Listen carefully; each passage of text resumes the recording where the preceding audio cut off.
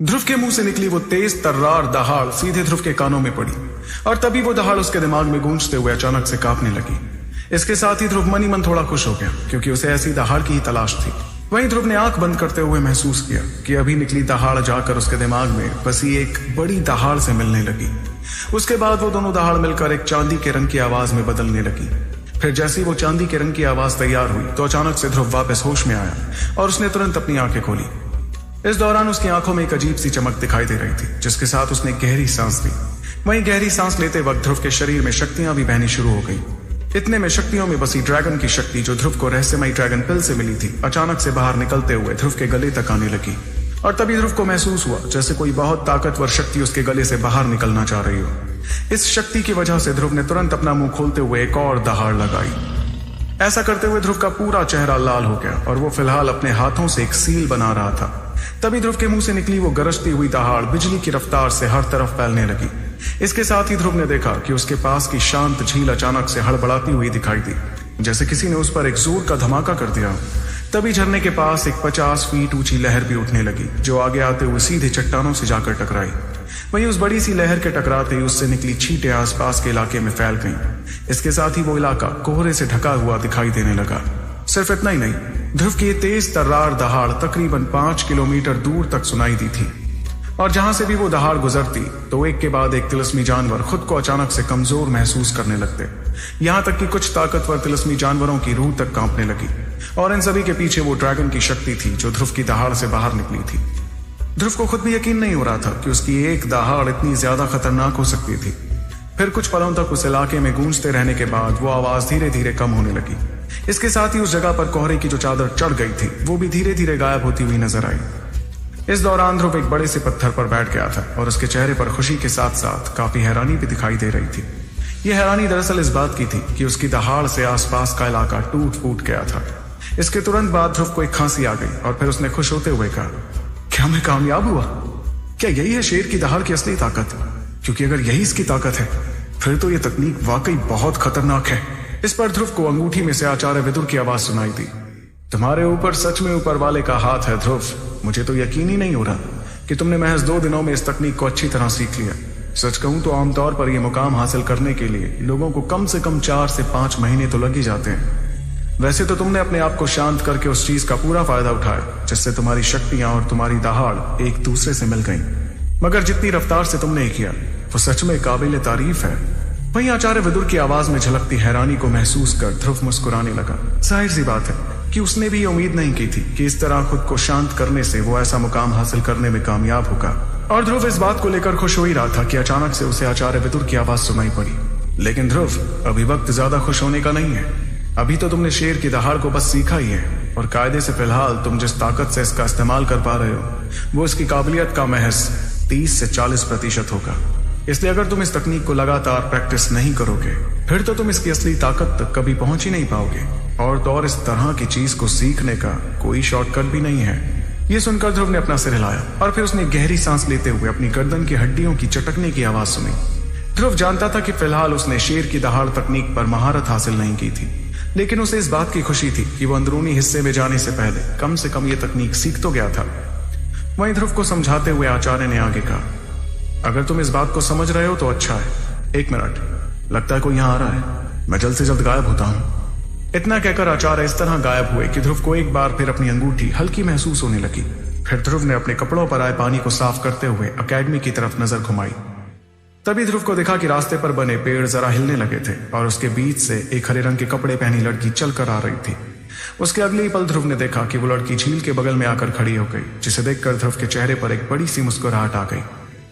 गौर करने वाली बात थी कि पिछले 2 दिनों में ध्रुव ने अच्छी तरह आराम तक नहीं किया था, लेकिन इरा को देखने के बाद जैसे उसकी सारी थकान चुटकियों में गायब हो गई। तभी इरा ने मुस्कुराकर ध्रुव से सवाल किया, ध्रुव 2 दिन बीत गए हैं, आज हमें अंदरूनी हिस्से में जाना होगा, तुम इसके लिए तैयार हो ना? वहीं इरा का सवाल सुनकर ध्रुव ने मुस्कुराते हुए अपना सिर हिलाया। उसके बाद उसने अपनी पीठ पर टंगी काली तलवार को हौले से थपथपाते हुए वापस रक्ष अकेडमी की तरफ रुख किया। इस दौरान ध्रुव एक काली परछाई में बदलकर तेजी से अकेडमी की तरफ बढ़ने लगा। ये देखकर इरा भी मुस्कुराते हुए हरे रंग की परछाई में बदलकर सीधे ध्रुव के पीछे पीछे जाने लगी। इतने में ध्रुव ने रास्ते में जंगलों में से गुजरते हुए खुद से कहा, रक्ष अकेडमी का अंदरूनी हिस्सा मेरी बहुत उम्मीदें जुड़ी हुई हैं इस हिस्से से और मेरी कोशिश यही रहेगी कि मैं वहां से खाली हाथ ना लौटूं। उसके बाद ध्रुव और इरा अकेडमी के उस हिस्से में पहुंचे जहां छोटे हेडमास्टर यांको का कमरा था। फिर जैसे ही वो दोनों वहां पहुंचे तो उन्हें दिखा कि पहले से ही बहुत सारे लोग वहां खड़े थे। ये लोग बहुत से गुटों में बांट दिए गए थे और हर कोई एक दूसरे से मुस्कुराते हुए बात कर रहा था। इन सभी में अगर कोई गुट सबसे बड़े थे तो वो थे ईशान, बिजोरा और लीजा के गुट।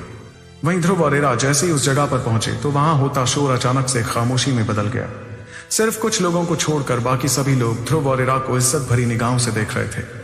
जाहिर सी बात है कि कुछ दिनों पहले फाइनल एग्जाम के आखिरी राउंड में ध्रुव ने इतनी बेरहमी दिखाई थी कि बहुत से स्टूडेंट्स उससे खौफ खाने लगे थे, जबकि ध्रुव अकेला उस मुकाबले में टिका था और उसके सामने 3 ताकतवर महादक्ष खड़े थे।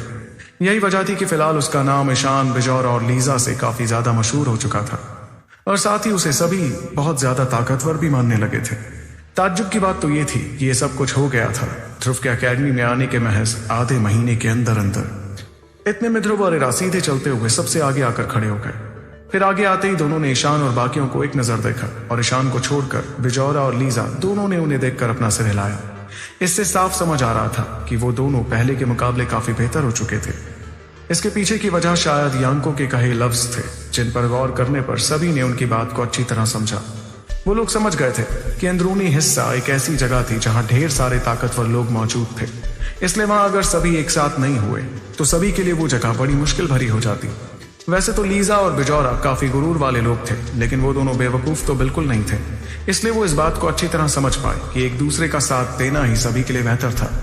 इस वक्त वो मैदान लोगों से भरा हुआ था और सभी स्टूडेंट्स के दिल में एक जज्बा था बाहरी हिस्से के सबसे ताकतवर स्टूडेंट्स बनकर अंदरूनी हिस्से में जाने का। सभी जानते थे कि अंदरूनी हिस्से में ट्रेनिंग करना एक ऐसा मुकाम था जिसे हर कोई हासिल नहीं कर पाता। वहीं ध्रुव और इरा के उस मैदान पर आने के तकरीबन 10 मिनट बाद यांको के कमरे का दरवाजा खुला। फिर सभी ने देखा कि वहां से छोटे हेडमास्टर यांको के साथ साथ कुछ और बुजुर्ग भी बाहर आते हुए दिखाई दे रहे थे। और जैसे सभी बुजुर्गों ने मैदान में मौजूद सभी लोगों को देखा तो स्टूडेंट्स के बीच होती फुसफुसाहट अचानक से खामोशी में बदल गई। इतने में यांको ने अपनी नजर घुमाते हुए वहां मौजूद 50 स्टूडेंट्स को गौर से देखा। फिर जब उन्हें यकीन हो गया कि कोई भी स्टूडेंट वहां से लापता नहीं था तो उन्होंने एक चैन की सांस ली। इसके बाद उन्होंने एक कदम आगे आकर सभी स्टूडेंट्स से मुखातिब होते हुए कहा, स्टूडेंट्स, आखिर वो दिन आ ही गया जिसका आप सभी को इतनी बेसब्री से इंतजार था। आज आप सभी एकेडमी के अंदरूनी हिस्से में जाएंगे। सबसे पहले तो मैं आप सभी को बधाई देना चाहता हूं कि आप सभी की कड़ी ट्रेनिंग रंग लाई। वैसे तो मुझे लगता है कि अंदरूनी हिस्से की ट्रेनिंग शायद आप में से बहुत लोगों को पसंद ना आए, लेकिन एक बात तो मैं दावे के साथ कह सकता हूं और वो ये है कि अंदर की ट्रेनिंग हासिल करके आप लोग इतने काबिल हो जाएंगे जिसके बारे में आप कभी सपने में भी नहीं सोच सकते। और मैं उस हिस्से की बढ़ाई नहीं कर रहा हूं बल्कि सच कह रहा हूं। अगर आपको मेरी बात पर यकीन नहीं हो रहा है तो साल भर अंदरूनी हिस्से में गुजार कर खुद ही देख लीजिएगा। मेरे ख्याल से आप में से कुछ लोग अंदरूनी हिस्से के कुछ स्टूडेंट्स को तो जानते ही होंगे। आखिर वो लोग भी छुट्टी मिलने पर वहां से बाहर तो आते ही हैं, इसलिए आप लोगों को अंदाजा होगा कि वो स्टूडेंट्स अंदर जाते वक्त कितने ताकतवर थे और जब वो बाहर आए तो वो कितने ज्यादा ताकतवर हो गए। वहीं यांको की बात सुनकर कुछ स्टूडेंट्स अपना सिर हिलाने लगे।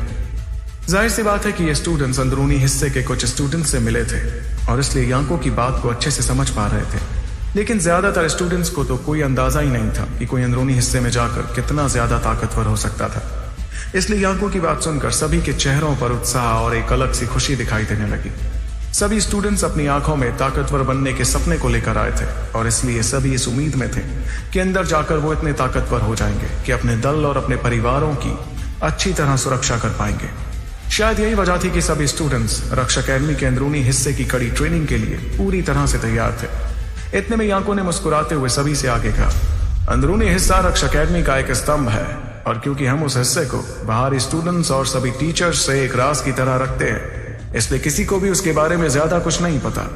यही वजह है कि आज हम आप लोगों को अंदरूनी हिस्से में लेकर जाएंगे।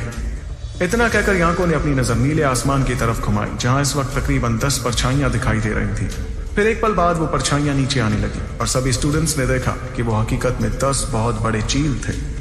और फिर जैसे ही वो सभी चील पंख फड़फड़ाते हुए स्टूडेंट्स के ऊपर उड़ने लगे तो उन्हें देखकर ध्रुव थोड़ा हैरान हो गया। वहीं इसी हैरानी में कुछ सोचते हुए ध्रुव ने खुद से सवाल किया, इतने बड़े चील कहीं ऐसा तो नहीं कि अंदरूनी हिस्सा इस जगह से बहुत ज्यादा दूर है। तभी यांको ने अपना हाथ लहराते हुए इशारा किया, जिसके बाद सभी चील धीरे धीरे जमीन पर आकर बैठ गए। और उनके वहां आते ही सभी ने देखा कि चीलों के ऊपर 2 लोग बैठे हुए थे जो चीलों को काबू करने का काम कर रहे थे। इतने में यांको ने मुस्कुराते हुए चील की तरफ इशारा किया। चलो तो फिर इंतजार किस बात का है, सभी स्टूडेंट्स प्लीज इस खास चील पर बैठ जाएं। ध्यान रहे, हर चील पर सिर्फ 5 ही स्टूडेंट्स बैठ सकते हैं। वहीं यांको की बात सुनते ही मैदान में खड़े सभी स्टूडेंट्स चीलों की तरफ पलट गए। उसके बाद हड़बड़ाते हुए सभी लोग चीलों के ऊपर बैठने के लिए भागने लगे।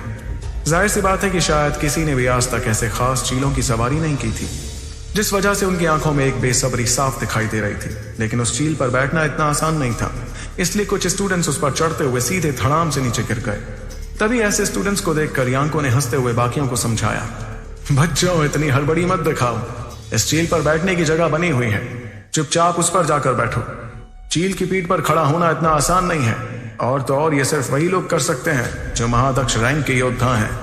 इतना कहकर यांको ध्रुव और बाकियों की तरफ मुड़े और फिर उन्होंने मुस्कुराते हुए उनसे कहा, टॉप 5 तुम 5 एक गुट रहोगे और एक ही चील पर बैठोगे। चलो जल्दी ऊपर चढ़ जाओ। ये सुनते ही ध्रुव एक पल के लिए थोड़ा चौंक गया। दरअसल उसने कभी सोचा भी नहीं था कि यांको टॉप 5 को एक साथ बैठाने के बारे में सोचेंगे, और यही हाल बाकियों का भी था। लेकिन फिर बाकी सभी अपना सिर हिलाते हुए इस बात के लिए राजी हो गए। तभी ध्रुव ने इरा से मुस्कुराते हुए कहा, चलो इरा देखते हैं कौन पहले ऊपर पहुंचता है।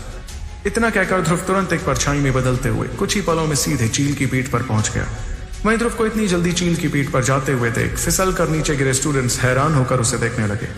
उन्होंने तजुर्बे से यह सीख लिया था कि इस तरह चील की पीठ पर पहुंचना बिल्कुल भी आसान नहीं था, और यही वजह थी कि उनकी आंखों में ध्रुव के लिए इज्जत और ज्यादा दिखाई देने लगी। आखिर कहां है रक्ष अकेडमी का अंदरूनी हिस्सा और रास्ते में क्या क्या होने वाला है ध्रुव के साथ, जानने के लिए सुनते रहिए सुपर योद्धा।